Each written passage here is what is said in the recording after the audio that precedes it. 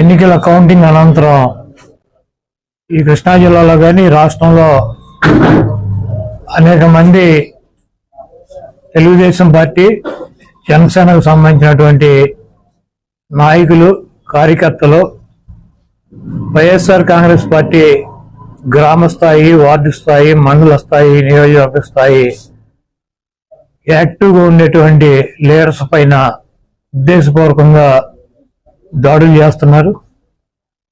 అదేవిధంగా వాళ్ళ ఇళ్ళకెళ్ళి ఇళ్ళు పగలు కొడతాం, కార్లు పగలు కొడతాం, అర్ధరాత్రులు వెళ్ళి వైఎస్ఆర్ కాంగ్రెస్ పార్టీ శ్రేణుల్ని భయపెట్టాలి, ఈ వైఎస్ఆర్ కాంగ్రెస్ పార్టీని డిస్టేజింగ్ చేయాలని చెప్పి పెద్ద ఎత్తున ప్రయత్నాలు చేస్తున్నారు. వాటిల్లో కొన్ని చోట్లయితే ఫిజికల్ గా వ్యక్తుల మీద దాడులు చేయటం, కాళ్ళు కొడతాం, చేతులు కొడతాం, తల్ల బాగలు కొడతాం.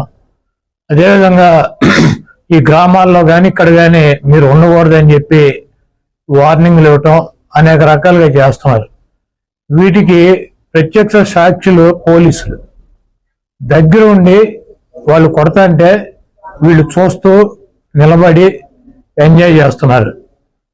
ఈరోజు మా దగ్గర పోలీసులు పాక్షిక పాత్ర వహించేటువంటి సన్నివేశాలు, తెలుగుదేశం పార్టీ అల్లరిమోకల్లో మా వాళ్ళ మీద దాడి చేస్తున్నటువంటి సన్నివేశాలు సీసీ ఫుటేజీలతో సహా, ఫోటోలతో సహా మా దగ్గర ఉన్నాయి.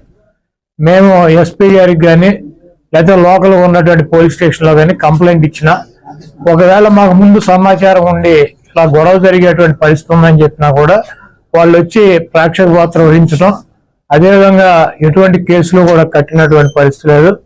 కాబట్టి మేము జిల్లా పార్టీ తరఫున మా దగ్గర ఉన్నటువంటి వీడియోగ్రాఫులతో, ఫోటోగ్రాఫులతో హైకోర్టుకు వెళ్ళి ప్రైవేట్ కేసులు వేయాలని చెప్పి నిర్ణయించుకున్నాం. తప్పకుండా దాడులు చేసినటువంటి వాళ్లే కాదు, దాడులు చేస్తుంటే చూస్తున్నటువంటి పోలీసు వ్యవస్థ మీద కూడా కేసులు వేయటానికి సిద్ధంగా ఉన్నాం. అదేవిధంగా వైఎస్ఆర్ కాంగ్రెస్ పార్టీ నాయకులకు కానీ అదేవిధంగా కార్యకర్తలకు కానీ ఎటువంటి భయం, ఆందోళన చెందాల్సినటువంటి అవసరం లేదు. రేపు 2 రోజుల్లో జిల్లాలో ఉన్నటువంటి ముఖ్య నాయకులందరం కలిసి ప్రతి నియోజకవర్గానికి వెళ్ళి దాడులు చేసినటువంటి వాళ్ళ ఇళ్ళకెళ్ళి ధైర్యం చెప్పేటువంటి కార్యక్రమం చేస్తాం.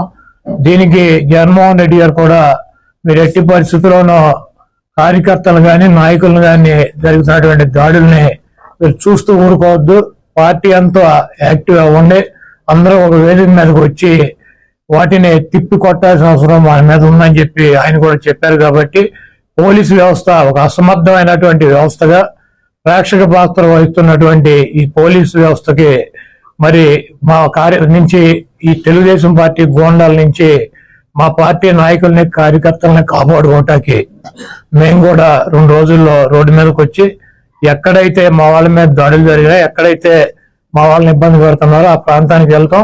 ఆ కాన్స్టిట్యున్సీకి కానీ ఆ జిల్లాకు కానీ సంబంధించినటువంటి నాయకులందరూ కూడా పాల్గొంటారు. ఆ నియోజకవర్గంలో ఉన్నటువంటి లీడర్స్ కానీ కార్యకర్తలు కూడా పాల్గొంటారు. తప్పకుండా లా అండ్ ఆర్డర్ ఇష్యూస్ కనుక వస్తే దానికి పోలీస్ వ్యవస్థే బాధ్యత వహించాలి.